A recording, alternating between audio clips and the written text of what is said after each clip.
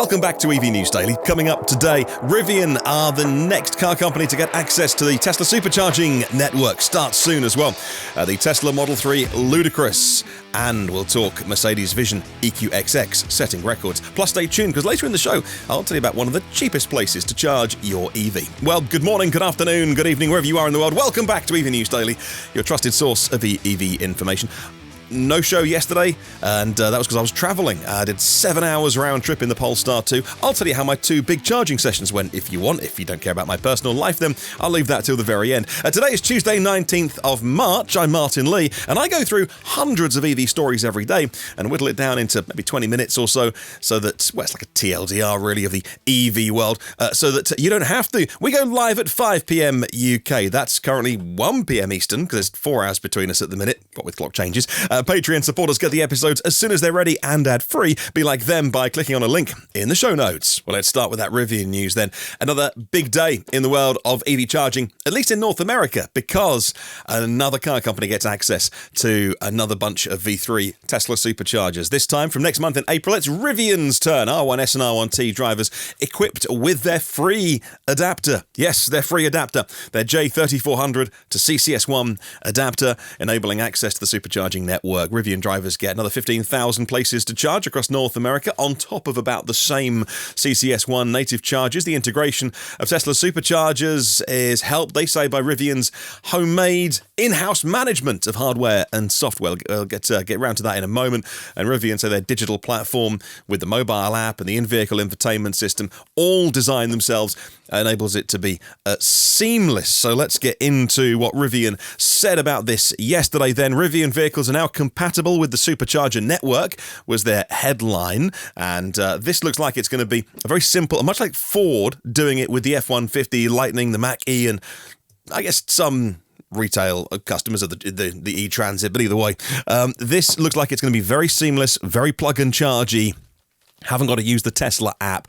It looks like it's just a case of rock on up, plug in, and away you go. Initiating that inside the vehicle in Rivian. Of course, Ford have got the Ford Pass app, and this looks like a very, very slick way of, well, it's the Tesla experience. You turn up, you rock on up, you plug in, you walk away, and it starts charging. Well, let's have a look at what Rivian had to say on their announcement yesterday. Rivian owners now have access to the Tesla Supercharger network and will start receiving NACS DC adapters in April. Range confidence keeps growing with a charging experience that's fast, seamless, and rapidly expanding, they said. I think it's interesting they are using customer language there. They're calling it NACS, which is what their NACS, which is what a lot of people have had to call the Tesla connector until now, until we knew it was called J3400. And I think that is probably, it's a good thing because that is some customer language there. It's incorrect because those two things are slightly different. J3400, the standard, built on NACS to make it something else, into a life of its own, a standard, if you like. But I think it's very important that we talk customers' language with this, and so that people understand what it is. And even though, again, a lot of people won't know what NACS is or NACS, a lot of people just call it the Tesla connector. I think that's an important thing. But it's an important point, but I do want to always make mention of the fact that I see, because it's called the Tesla connector or NACS, there is an inevitable confusion, I think, there between what the things are. There is the plug, the connector, and there is the supercharging network, and they are entirely separate things, both connected because they're both Tesla things, although J3400 isn't anymore. So it's interesting to think about how some people are kind of confused around that, but we'll get to, on a different show, we'll get to that. Rivian go on to say access to abundant and high-quality fast charging is incredibly important for mass EV adoption, which is why we're so focused on expanding the available options. This spring, Rivian owners will be able to use an adapter to access over 15,000 compatible Tesla Superchargers across North America. This is in addition to the 16,000 existing fast chargers they already have access to through other public charging networks. The website goes on to point out some of the things I just mentioned, actually. Because we handle our charging hardware and software in-house, we can seamlessly integrate most fast chargers, including the supercharging network, into our charging ecosystem. Our unified digital platforms make it easy to transition between our mobile app and in-vehicle infotainment. This allows Rivian owners to enjoy an end-to-end experience where they can do their trip planning, filter chargers, set route preferences, navigate and add stops without missing a beat. And I think that's what's really interesting about this as well. It happened with Ford, and I wondered whether it was something that Ford had kind of engineered, and the marketing language around it was very, very good and very clever. Rivian doing the same thing. I think everyone's going to do the same thing. When this was announced a year ago, and I tried to think this through as quick as possible because the news came thick and fast, it seemed like some of the other car makers had capitulated to Tesla. Tesla had, for want of a better word, won. It's not really a battle, but you know what I mean by that. That they'd got charging right and that everybody else had gone, you know what, we'll just do it your way.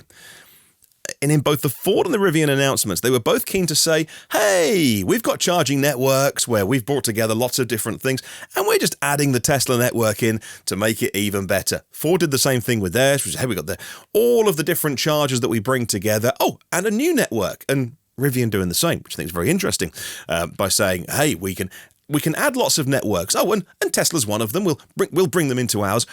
And it's actually turned the tables kind of completely, actually, hasn't it? It's like, well, we've got our own thing going on, and we'll add Tesla into it as a layer on top and a nice polish and a nice bonus for our drivers. But I think they've found a way around, seeming like they've gone cap in hand to Tesla to go, hey, look, we couldn't do it, so we've come to you. Which is probably the truth, in fairness, isn't it? But anyway, moving on. Compatible superchargers will show up in Rivian navigation when you're planning trips. The charger speeds and availability information listed. You can plug and charge with automatic billing.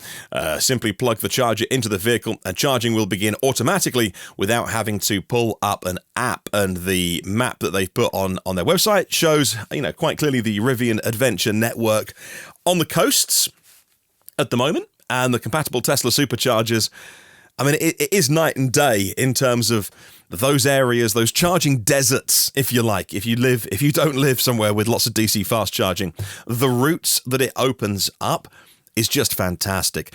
Access to the supercharger network will require an adapter, which begins shipping to all Rivian owners for free. This spring, the North American charging standard connector used on superchargers becomes widely adopted across the industry. In 2025, our vehicles will ship with new fully integrated hardware, and we saw that on the unveil of the new Rivian vehicles recently. One of the best things about the J3400 NACS Tesla connector, call it what you will for now, is that it is just so much more elegant and smaller, and it was one of the standout things. Rivian said, hey, here's our new vehicles, and there's these tiny charge flaps that we've always seen on Teslas until now, and you think, that looks pretty good, doesn't it? Really fantastic news for Rivian owners, and I'll pop a link in the show notes for you to read more about this if you want to. Let's talk a little bit more now about Tesla's Model 3 Highland, so-called Highland. Should it ever have been called Highland? Tesla said, well, no, we never use that word. Ludicrous edition, unveiled in some code. Now, Tesla's performance version of the Model 3, not on sale right now in any of the places where they have relaunched the Model 3, so-called Highland, in China, Europe, and now the US, introduced globally without its performance model variant coming off sale, which, if you wanted to get one from inventory, meant you could get a performance model, in some cases, with the tax credit as well, cheaper than, the long range, and get discounts in inventory as well. But if you were waiting for the latest, greatest, we think it's going to be very soon, because having a look at Clean Technica, they've done the old right-click view source code thing that somebody did with the Rivian website just before the launch of the new Rivian vehicles, and they found some of the code in the back end of the website. Not hacking the website or anything like that, just pretty much doing what you can do, whether you're inspecting the code or inspecting things like that. So, recent findings from the online Configurator source code reveal the name Ludicrous. We thought it was going to be called Ludicrous all along, didn't we? But anyway, there are also some, Clean Technica found some specs listed.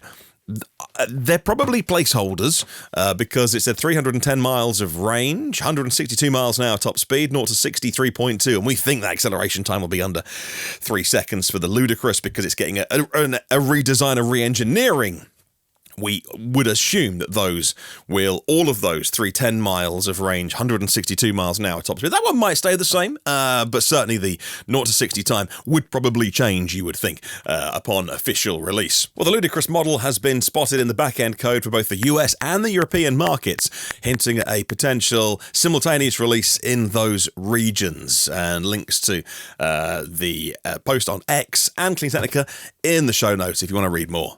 Now let's talk extreme efficiency. And remember recently on the podcast I was talking about the CEO of Lucid, Peter Rawlinson, saying that he thinks the focus, the battleground should be on efficiency, and that 10 miles per kilowatt hour, it was 10 or was it 8 miles per kilowatt hour. These are the stretch targets that we should be working towards, because that means smaller batteries, more lightweighting, lighter vehicles, more efficiency. And that is rather than just stuffing bigger batteries inside cars and, actually let's make the vehicles better. Well, Mercedes heard that and said, hold my Pilsner, because, in fairness, they've been working on this for a very long time. The Mercedes Vision EQXX, the electric concept, achieved new efficiency records covering 627.6 miles across the Arabian Peninsula with an efficiency of 8.4 miles per kilowatt hour. 8.4 miles per kilowatt hour in a normal car. And this is not a vehicle with one seat and that's not practical. I was lucky enough to talk to the engineer behind this last year at a conference, and it's very much a proving ground for Mercedes technology. But one of the key things he said about it was, don't get them wrong. This is not a performance car. This is 0 to 60 in 7 seconds or so. This is not something that they're engineering to absolutely hit the best specs and having to have all that battery cooling for the edge cases of when you really want to floor it. This is a vehicle that is about pure efficiency. The Journey marks the vehicle's third long-distance trip and its second time exceeding 1,000 kilometers on a single charge, showcasing remarkable range and efficiency. And they didn't even drain the battery down to empty. The test concluded with the Vision EQXX having an estimated range of 192 miles left, suggesting a potential total range of 819 miles. Mercedes equates the 8.4 miles per kilowatt hour efficiency to 282 miles per gallon if they were doing a combustion test here. Previous drives demonstrated 7.1 and 7.5 miles per kilowatt hour. They did Stuttgart to Calais and Stuttgart to Silverstone, which is when I spoke to them just after they'd got to the UK and they did that Germany to the UK run. The EQXX's latest journey included diverse driving conditions. They did urban routes, some desert terrains, and all of that was to have some real-world testing. It wasn't on a track and it wasn't under controlled conditions. It was all about proving the thermal management of Mercedes' system. The car's solar roof, no doubt they're in a sunny place. The solar roof did its job. 117 cells that captured 1.8 kilowatt hours of energy during the drive alone, which added about 15 miles to the journey in terms of total range. Now, they were in a very hot climate, so did they use the air conditioning? Yes, like I mentioned, the air conditioning was on throughout the trip, and it maintained its high energy efficiency, partly because since the last time I saw them working on this vehicle, they've added a new high-efficiency heat pump system. That's something, like many of the technologies on this vehicle, which will end up in Mercedes road-going cars. Very hot climate, didn't suffer, had the aircon on, equipped with a 100 kilowatt hour battery and a single motor. Like I say, this is not a dual motor fire breathing beast. It is a very well considered car in terms of its practical, but designed with technologies that some will and some won't end up on mainstream road going cars like the Active Aero and stuff. But some of that will. With a single motor, 241 horsepower, which is comparable to, an entry-level Model 3 standard range, for instance. And so this thing is just brilliant to talk about. I love it. So that whole thing about efficiency being the future, Mercedes totally signed up for that. Well, it's going to be a big year for VW's ID Buzz, the long wheelbase version of that going on sale. It's the only version that the US will get, for instance, but then we will get it as well. And the VW ID Buzz electric minivan, if you want to call it that, launching in the US this year, will not be made in the US. It will continue to be made in Hanover, in Germany. The production of the ID Buzz stays in the place that it always has been, close to its debut location and Volkswagen's roots as well. Despite speculation, they might shift production to Chattanooga, Tennessee, alongside the other VW models. The ID Buzz, available in Europe now in a short wheelbase form, and the longer 3-row variant coming to North America with options for rear-wheel drive or all-wheel drive soon. We think as well a GTX version. I'm not sure why you want to spec a GTX one of these, because it's, why do you want a really fast, sporty version of this? But it's cool they're doing it.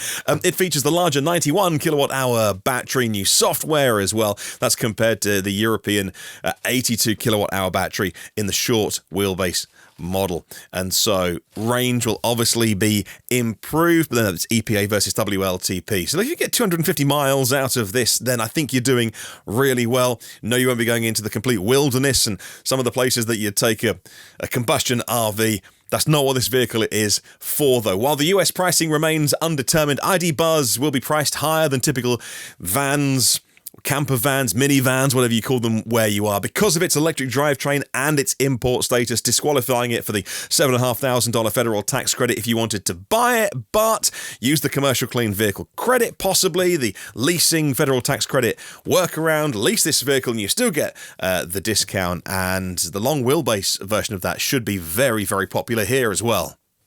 Let's talk about the Jaguar I-Pace next then, should we? And a story for my UK viewers who have this vehicle. Jaguar sent me a HSE one a couple of years ago for review. We had it for about a month, and I was a huge fan of the I-Pace. That was all with the newer software and stuff. I know that the older ones, maybe not quite the same experience, but either way, I-Pace owners on the forums are pretty unhappy because of Jaguar's decision to restrict any of the smart home charging features. This particularly impacts if you're on Octopus Intelligent Go, like I am, and PodPoint's solo chargers as well. Those charging schemes were endorsed by Jaguar, but now they've done a U-turn and cited security concerns for the change, saying that an unauthorized app could potentially access personal vehicle data, prompting a restriction on data access to these connected vehicles. Jaguar Land Rover is limiting the applications to simply Alexa skills or the in-control remote, but not allowing these smart electricity tariffs to work with the vehicle, which I think is a shame. I think it's understandable that those owners are going to be frustrated.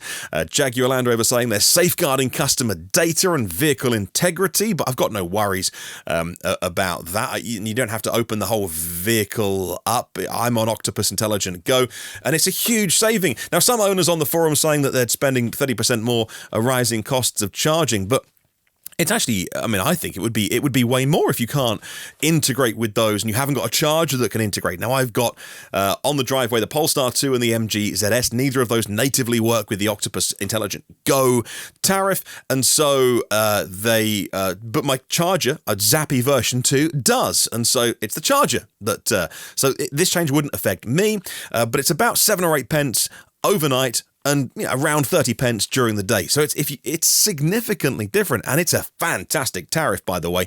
I have a referral code for friends of this podcast where if you want to move to Octopus, I know many of the people I know already have done, but if you haven't done yet, check the show notes. We get to share £100 between us for you moving to Octopus, and this tariff saves me a huge amount of money because I plug my car in at 7 or 8 in the evening, and they say, hey, yeah, from 9 p.m. or whatever, you can have some cheap electricity earlier than you would normally get it, and you get it all night long. And of course, when that happens, Home Assistant will kick in and charge the home battery, a nice extra 10 kilowatt hours at the cheap rate. And if it's rainy the next day when we've unplugged the car, we're still working off the battery at that cheap rate. And so it's saved us a huge amount of money. I'm a huge fan of that, but understandable frustration here. Some people on the forum saying, is it because Jaguar Land Rover are teeing up some sort of version of to do it themselves, or just paid access to the app? And I can't work out the story behind this. I can't see that would be the case. If you have any insights, let me know, leave a comment, and we'll get to the bottom of this. But understandable frustration for those I-Pace owners. Now let's talk, okay, this is heading towards supercar territory, or at least something very special territory, and that is electric Maserati. So many of these performance companies over the years have said, if not Maserati specifically, we can't go electric. Our customers like the noise and drama of combustion, and they all do. Ferrari, McLaren, they'll all do it. Well, the Maserati Grecale Folgore has been designed to be their next all-electric offering. They started out with the GT car, the Gran Turismo. Now they're going to this, which is a more of an SUV crossover style skateboard battery with 33 modules in the floor of the vehicle. And the way they've done it is to make it work is they've actually reduced the ground clearance on the electric version compared to the combustion to try and lower the vehicle down. So lowering the floor rather than raising the whole vehicle, because you sit on top of the battery. And so rather than having a very, very, in comparison, higher seated position, they've just lowered the whole vehicle and the ground clearance compared to the combustion. Interesting way of doing it, isn't it? Available in a single trim level, the Grecale Folgore moves away from the GT categorizations of the ICE models. Mileage, maybe 265 miles, maybe 300 miles, depending on what size tyres you're running on this. Battery-wise, they've put a 96 kilowatt-hour battery into it from the Chinese CATL, so the very best of the best that's out there. 400-volt system, unlike the 800-volt system that we saw in its higher performance cousin car that came first. That had a smaller battery, 83 kilowatt hour, and a different architecture. Dual motor setup, 550 horsepower, so decent production power out of this. And the paddles behind the steering wheels in the combustion car, that would be changing gears. In this, it is to change the regen. 4 driving modes: off-road, max range, GT, and sport mode. And one of the things that reviewers said maybe wasn't so great was the fake noise. They haven't quite, I say fake, the synthetic driving noise, not quite dialed in perfectly yet. More like a drone at high speed. And you can't turn it off either. But they'll get that right with software. 150 kilowatt peak DC charging rate, sub 4 second 0 to 60 on this. And, you'd think 100,000 plus price tag on this. So like I say, not for the likes of everybody, but a very interesting vehicle from a brand famous for their combustion vehicles. Oh, let's talk Fisker next, should we? Things are not happy in Fisker world, sadly. The Ocean SUV, crackingly designed vehicle, looks really good, and actually people have got it already, early owners, I think, love lots of bits of it, but have been frustrated, I think that's fair to say, by things like the software, and sadly now Fisker are pausing production. They say initially for 6 weeks from mid-March to reevaluate their inventory and pursue some other strategies financially. The decision aimed at allowing time for ongoing discussions with what they call a significant automotive player.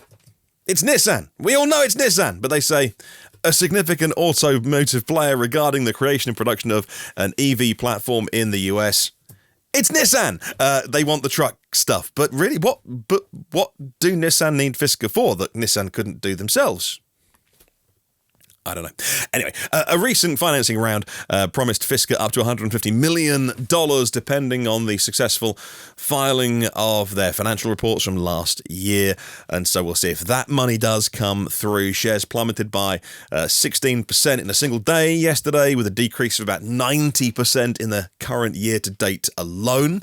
The company made just over 10,000 vehicles last year, but delivered only 5,000 in the same time frame. In the early months of this year, about 1,000 have been manufactured, about 1,300 delivered. So good luck to everyone at Fisker, and hope they can pull through.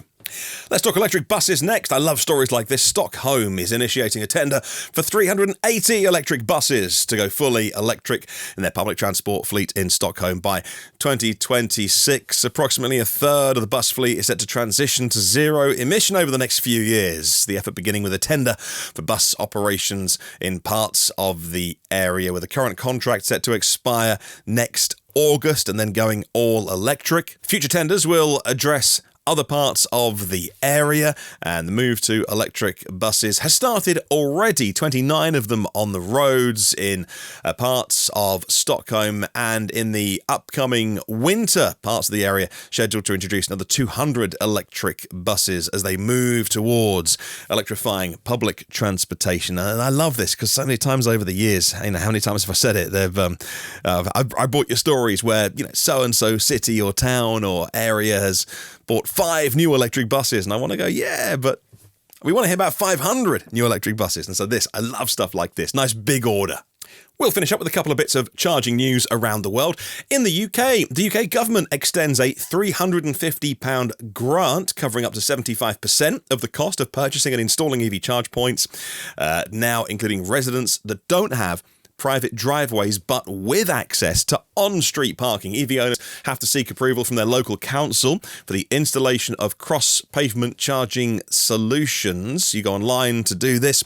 The move is part of a series of infrastructure announcements by the DFT, Department of Transport, that is, or Department for Transport, I should say, which also confirmed £185 million as part of the levy funding. That would be the local electric vehicle infrastructure, giving money to the local councils to, employ people to be EV experts and things like that. Training courses starting for local authorities to address technology, procurement, and critical areas as well. The inaugural meeting of the Electric Vehicle Infrastructure Forum is being led by notable figures like the AA's President Edmund King, a big fan of electric vehicles, aiming to identify then overcome the obstacles and help advise government and departments in the deployment of charging stations. That's good news.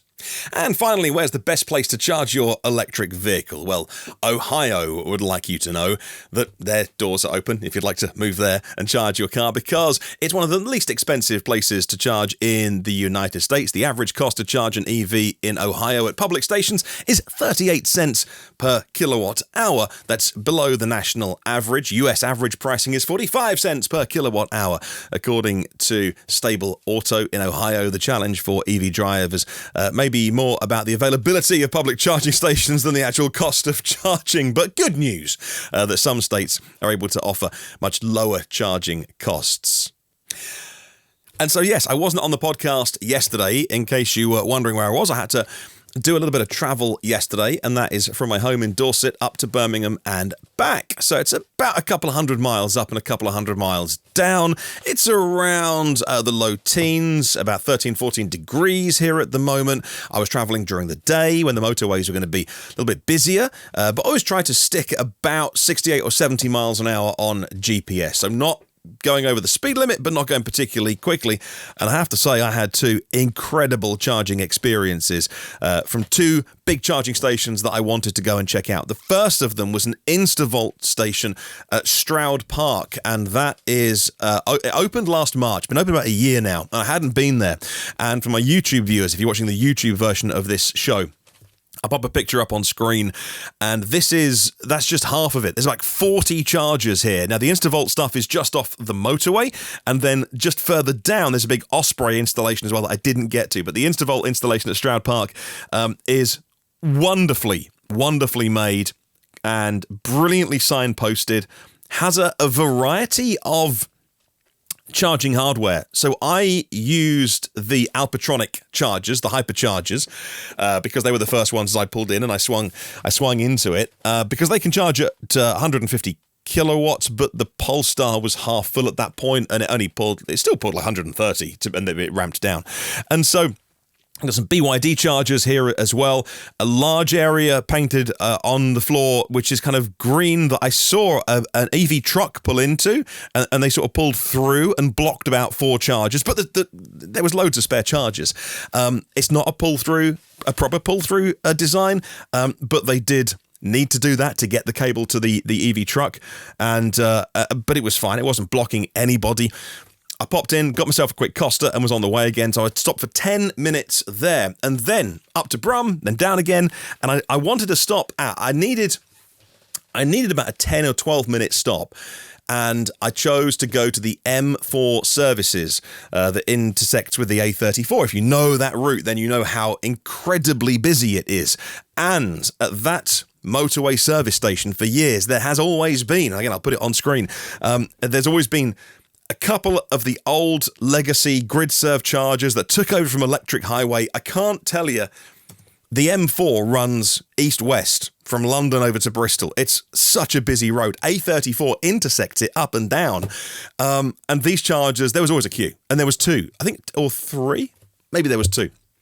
Either way, I wanted to go check out the new ones that opened last year, because they are now, there's I think 12 of them, but they are the new ABB chargers that Grid Serve are rolling out. So again, 100 and Not sure what the top speed of this.